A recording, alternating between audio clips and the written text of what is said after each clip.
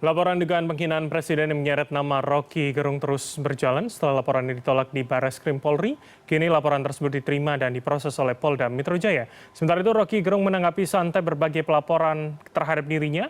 Lalu apakah berbagai laporan ini akan mampu menjerat nama Rocky Gerung atau pelaporan ini akan menjadi presiden buruk bagi kebebasan berekspresi, apalagi jelang kontestasi politik 2024. Dan untuk menganalisanya sudah bersama kami melalui sambungan daring dari luar studio, Guru Besar Hukum Pidana Unsud, Prof. Hipnu Nugroho. Assalamualaikum, selamat malam. Prof. Hipnu, apa kabar?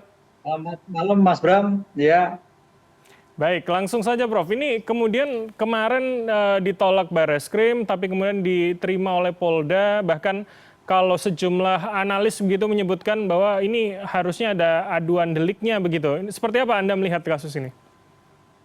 iya. Jadi begini Mas, terhadap pencemaran nama baik, apalagi terhadap presiden itu memang sudah ada perubahan, yaitu di dalam putusan Mahkamah Konstitusi, ketika presiden itu juga sebagai pejabat publik, itu adalah delik aduan.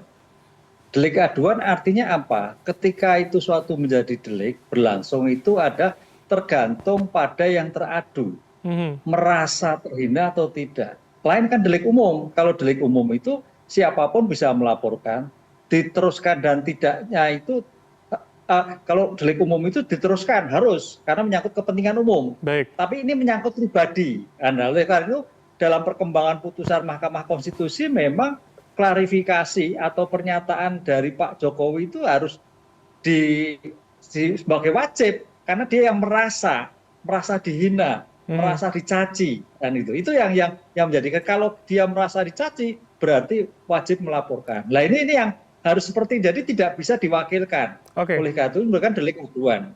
Prof, berarti ini saya perjelas ya, berarti tidak bisa kemudian ada pihak lain yang mengaku tersinggung atas nama presiden atau mewakilinya begitu ya untuk bisa melaporkan kasus ini ya Prof? Dalam konteks normatif tidak bisa. Oke. Itu sudah dulu juga seperti itu. Bahkan atasannya, kalau dulu itu ajudannya. Seperti kasus, kenapa putusan ini keluar? Kalau nggak salah itu adalah kasus di daerah Tegal. Seorang bupati, di mana dilecehkan, tapi yang melaporkan adalah anak buahnya. Nah itu loh. Terhadap tokoh-tokoh NGO. Lah kemudian diuji. Gitu Mas. Nah disinilah makanya putusan Mahkamah Konstitusi, oke, tapi harus bagaimana yang bersangkutan itu sendiri. Oke. Ini yang jadikan, oleh karena itu agak sulit ketika Pak Jokowi ya diam-diam aja kan begitu. Oke, Prof, begini, ini yang menarik adalah ketika Rocky Gerung akhirnya menanggapi santai begitu sejumlah pelaporan ini mengatakan bahwa sebetulnya yang kemudian dikritik adalah jabatan presidennya yang setiap 5 tahun berganti, bukan personalnya. Apakah kemudian narasi ini juga bisa menjadi pembelaan begitu atas sebuah kritik kepada simbol negara? Bagaimana hukum melihat itu? Iya, karena namanya suatu pejabat publik itu sebagai kritikan. Jangankan presiden, RT pun sekarang kalau nggak betul dikritik habis-habisan. Di era sekarang itu RT, lurah, apalagi semualah itu, apalagi presiden. Oleh karena itu memang di sini yang diambil pemerintah dalam politik hukum penanganan seperti itu adalah merupakan delik aduan. Dan di KUHP mendatang juga masih dilakukan, yaitu ketika yang bersangkutan melaporkan, ketika yang bersangkutan merasa dihina. Karena konsep dihina itu kan ada sengaja, mencemarkan baik, menuduh untuk diketahui umum. Nah itu sudah pasti. Lah kita mungkin juga bisa marah, tapi ketika kita nggak melakukan, ya nggak akan terjadi. Prof, tapi Gitu, Mas dalam Bram. perspektif hukum pidana, bagaimana publik bisa menafsirkan ini targetnya adalah pribadi, apakah kemudian targetnya adalah jabatan? Kalau kita katakan pada sebelumnya bahwa jabatan itu sebenarnya tidak bisa, kalau dikritik ya kita tidak bisa mengartikan itu sebagai sesuatu yang tidak menyenangkan bagi personalnya. Kalau jabatan itu adalah kinerja, suatu otoritas. Makanya kemarin otoritas terkait dengan pembangunan IKN dan sebagainya. Tapi kalau terkait dengan misalkan bodoh, kalimat-kalimat yang tidak pas itu bisa pribadi. Oke. Dan itu. Disinilah yang kadang-kadang untuk membedakan mana yang pribadi, mana yang jabatan. Ketika jabatan berarti berbicara masalah kinerja, masalah efektivitas, masalah sistem. Tapi kalau pribadi menyangkut person seseorang, yang menyangkut harkat martabat diri seseorang, Itu yang menjadikan delik aduannya di situ. Oke, Oleh baik. karena itu dulu kan ada pasal HC artikelan Mas kalau di dalam KUHP dalam itu, karena memang kita diposisikan negara jajahan. Ketika negara jajahan mengkritik itu sudah bagian menghina, itu zaman Belanda kan itulah. Lah kemudian dalam perkembangan demokrasi diuraikan oleh Mahkamah Konstitusi, oh enggak bisa, ini sebagai kritik karena warga itu punya hak untuk mengkritik. Lain dengan zaman Belanda, mengkritik itu bagian menghina raja, maka di pasal harusnya itu yang tidak sesuai dengan perkembangan zaman. Oke, baik. Gitu Mas Bram. Oke, Prof, kalau begitu ketika kemudian mengembalikannya lagi pada soal tafsir ya, artinya ketika mana yang kemudian menuju jabatan, mana yang kemudian personal. Nah, bagaimana, di mana titik temunya tafsir tersebut dalam masyarakat umum begitu? Apakah kemudian tidak perlu ke pengadilan untuk membuktikan secara sama? Apakah memang dibiarkan saja bahwa setiap pihak akhirnya seakan-akan menentukan sendiri pengertian itu tadi? Oh enggak, gini, memang sekarang kita harus berbicara politik hukum. Mhm. Politik hukum itu criminal policy, kalau orang pidana anak-anak mahasiswa itu. Criminal policy itu adalah bagaimana negara dengan aturan yang ada, dengan kewenangan yang ada untuk memberikan suatu tertib hukum. Tertib hukum itu bisa dengan penal, dengan non penal, kan begitu. Yang dilakukan selama ini laporan-laporan itu penal. Tapi bisa nggak dengan non penal? Artinya begini, karena yang menurut teman-teman apa yang teman-temannya Pak Jokowi yang kaitannya teman Pak Beni itu membuat rusuh, membuat suatu bahaya dan sebagainya.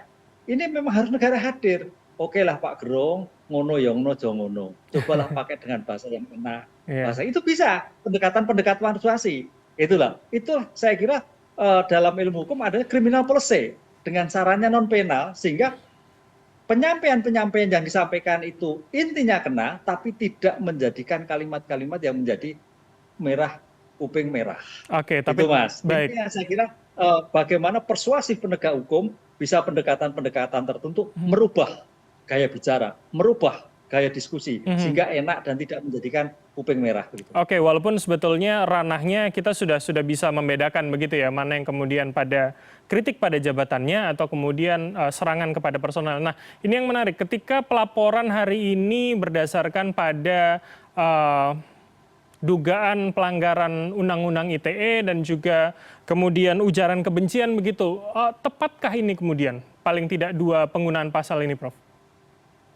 Ya, kalau terhadap orang iya. Yang selama itu kalau kena pasal 28 itu kalau SARA. Kalau SARA mulai bisa mengadukan, karena mungkin Mas Bram bisa, waduh saya tersiksa ini karena kelompok saya seperti ini. Tapi ini pribadi. Sehingga kembali lagi pada pribadi seseorang. Itu yang membedakan 27 dan 28. Makanya bedakan kalau kita, kasus misalkan dulu kasus yang di Jogja, itu melakukan SARA, itu masuk, gampang sekali. Karena saya sebagai orang Jogja, saya sebagai orang, wah terhina itu bisa mengadukan. Kan itu Mas. Tapi ini subjeknya itu satu, hanya Pak Jokowi. Itu yang saya kira Pak Gerung juga Peter, ini Pak Jokowi, bukan masyarakat Indonesia, bukan semua. Gitu. Oke. Pilihan katanya itu di situ tuh. Sehingga untuk ditarik kemana-mana ya Pak Jokowi.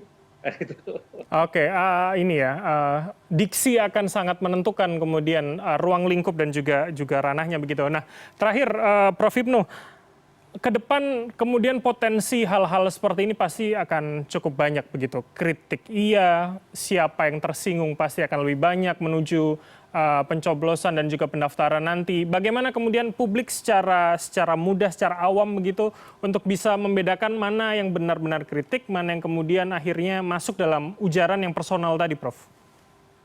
Ya, kalau mengkritik itu ya berdasarkan suatu kajian, suatu parameter yang keras, jelas. Suatu studi perbandingan jelas. Artinya secara ilmu pengetahuan dengan metodologi bisa dipertanggungjawabkan. Itu kritik. Tapi kalau sudah pribadi, itu menyangkut seseorang, yang menyangkut perilaku, cara berpikir, cara bertindak, itu perilaku, itu yang harus dibedakan. Jadi sangat beda sekali antara pribadi dan kritik. Oleh karena itu ini harus dibedakan, kritik dan hina beda. Hina itu sudah menyangkut pribadi, kalau kritik menyangkut jabatan.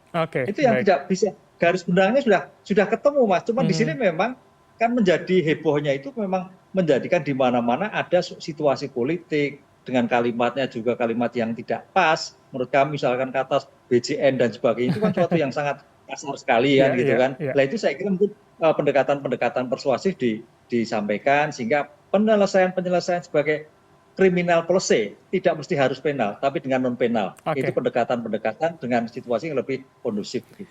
Baik, baik. Kita akan lihat seperti apa dan yang terpenting adalah juga literasi kepada masyarakat untuk bisa membedakan sehingga dapat memaknai paling tidak beragam perbedaan informasi yang akan deras nanti kemudian ketika proses pemilu dan pilpres berjalan. Terima kasih Prof atas insight dan juga sudut pandang dari Anda. Prof Hipnu Nugroho, Guru Besar Hukum Pidana UNSUD telah bergabung sama kami.